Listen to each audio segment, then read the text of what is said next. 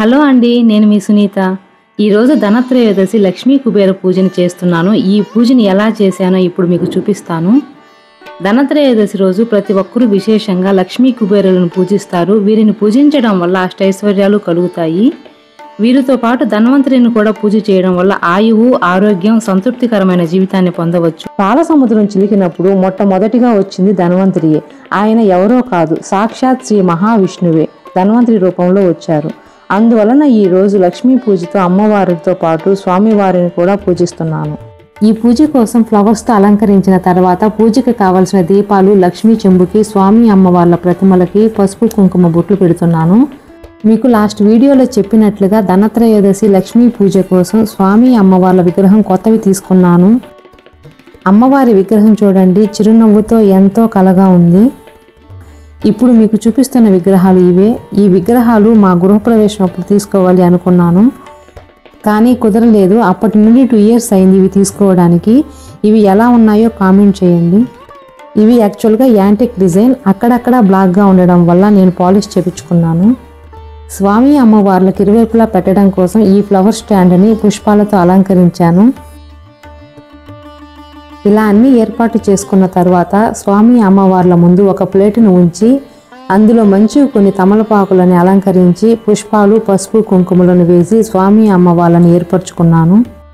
ఈరోజు ధన్వంతరిని పూజ చేయడం వల్ల ఆరోగ్యంతో పాటు ఆయుష్ పెరుగుతుంది. ఆయువు తక్కువగా ఉన్నా, ఆరోగ్యం బాగాలేకపోయినా మన దగ్గర ఎంత సంపద ఉన్నా కూడా అది సంతోషాన్ని, మనశ్శాంతిని ఇవ్వదు. కనుక ఈరోజు వీరిని పూజించి యమదీపం పెట్టుకుంటే చాలా మంచిది. కొంతమంది ఈ రోజు నుంచే కార్తీక దీపాలను కూడా పెట్టుకుంటుంటారు. స్వామికి తులసి దళాన్ని, అమ్మ కోసం నేను చేయించుకున్న ముత్యాలు మరియు పగడాల దండని వేసి అలంకరించుకొని అలంకార ప్రియులైన స్వామి అమ్మవార్లకి సువాసభరితమైన మల్లెలు, రోజాలతో అలంకరించుకున్నాను. కలశంకి బదులుగా నేను లక్ష్మీ చెంబుని పెట్టుకుంటాను. లక్ష్మీ చెంబుని లేదా కలశాన్ని పవిత్రమైన భావంతో పెట్టుకోవాలి. దానికి దృఢమైన సంకల్పం తోడైనప్పుడు స్వామి అమ్మవార్ల అనుగ్రహంతో మన సంకల్పం సిద్ధిస్తుంది. లక్ష్మీ చెంబుని ఏర్పాటు చేసుకోవడం కోసం ముందుగా కొంచెం నీరు, అక్షంతలు, పసుపు, కుంకుమ, పచ్చకర్పూరం, జవ్వాదు, ఇలాచి, కాయిను, ఒక పుష్పము, 5 తమలపాకులు, ఒక పుష్పాన్ని పెట్టి ఆ లక్ష్మీ చెంబుని అమ్మవారి ఫోటో ముందు పెట్టాను. ఈ అందమైన వెండి ఏనుగులని అమ్మవారికి ఇరువైపులా పెట్టి నేను రెడీ చేసుకున్న ఫ్లవర్ స్టాండ్ని ఇక్కడ పెట్టుకున్నాను.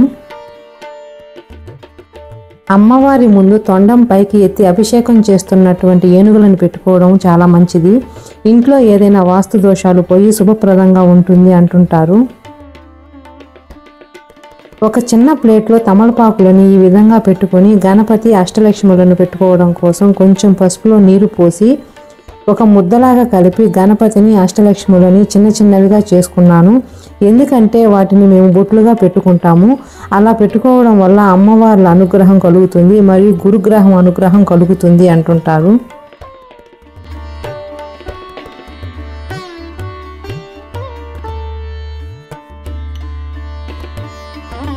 చాలా మంది అష్టలక్ష్ముల విగ్రహాలను పెట్టి చేసుకుంటూ ఉంటారు. అవకాశం ఉండి అలా చేసుకుంటే కూడా చాలా మంచిది.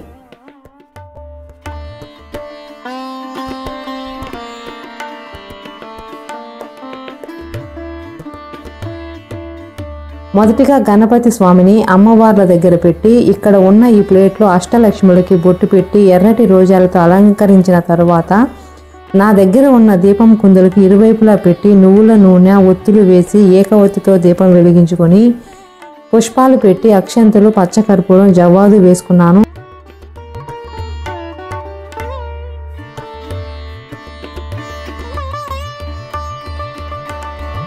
అష్టలక్ష్ములకి ముందు నా దగ్గర ఉన్న సుగంధ ద్రవ్యాలు, శుభప్రదమైన లక్ష్మీ అమ్మవారికి ఎంతో ఇష్టమైనవన్నీ ముందు ఇలా పెట్టుకున్నాను. ధనత్రయోదశి రోజున మనం ముఖ్యంగా లక్ష్మీ కుబేరుని పూజిస్తాము. ఈ రోజు ఎవరైతే ఈ పూజని ఆచరిస్తారో వారికి అన్ని శుభాలే కలుగుతాయి. ఈ పండుగ నుండి మనకు అన్ని పండుగలు వస్తాయని అంటుంటారు. అఖండ సంపదలకు అధిపతి అయిన కుబేరుడిని ఈ రోజు పూజించడం వల్ల అష్టైశ్వర్యాలతో పాటు ధనధాన్య సంపదలు కలుగుతాయని అంటుంటారు. కుబేర పూజ కోసం నేను ఇప్పుడు స్వామివారి ఫోటోని, కుబేర కుంచెంని ఏర్పాటు చేసి కుబేర దీపాన్ని పెట్టుకున్నాను. ఈ కుబేర దీపాన్ని ఎలా పెట్టాను ఏంటి అనేది ముందు వీడియోలో చూపించాను. ఈ ధనత్రయోదశి రోజున కుబేర దీపం కొంచెం పెట్టుకోవడం చాలా మంచిది. కుబేరుడి అనుగ్రహం కలగడం కోసం 9 వారాల వ్రతం కూడా చేయవచ్చు.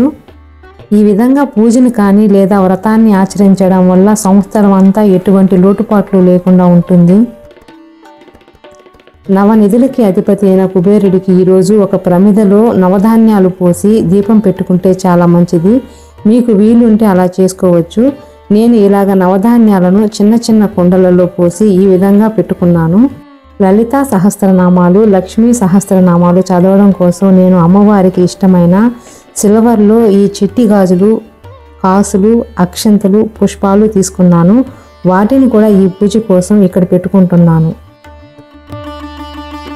వాటితో పాటు అష్టలక్ష్ములకు ఇరువైపులా మందారాలను పెట్టి పసుపు కుంకుమలను పెట్టుకున్న తరువాత నవధాన్యాల మీద దీపం పెట్టుకోలేదు కాబట్టి 9 దీపాలు తీసుకొని ఆ 9 దీపాలలో నూగల నూనె వేసి ఒత్తులు వేసుకుని దీపాలను వెలిగించుకున్నాను.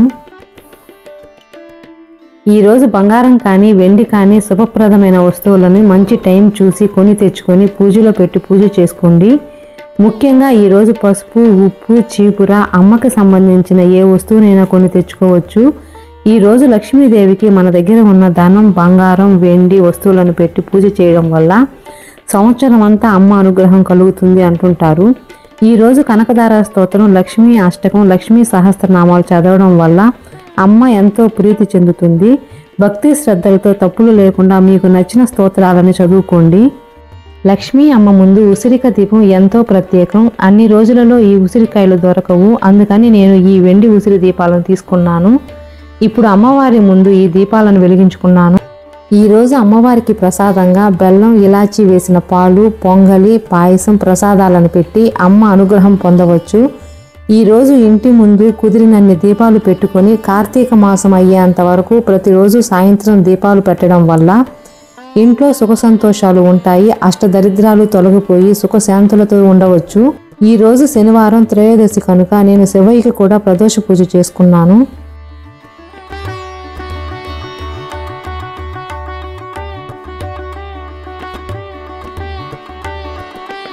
ఈ పూజ అయిన తరువాత ధూపం వేసుకుంటే చాలా మంచిది. ఆ ధూపంలో పచ్చకర్పూరం, లవంగం, ఆవాలు, మంచి సాంబ్రాణితో ఇంట్లో ధూపం వేసుకోవాలి.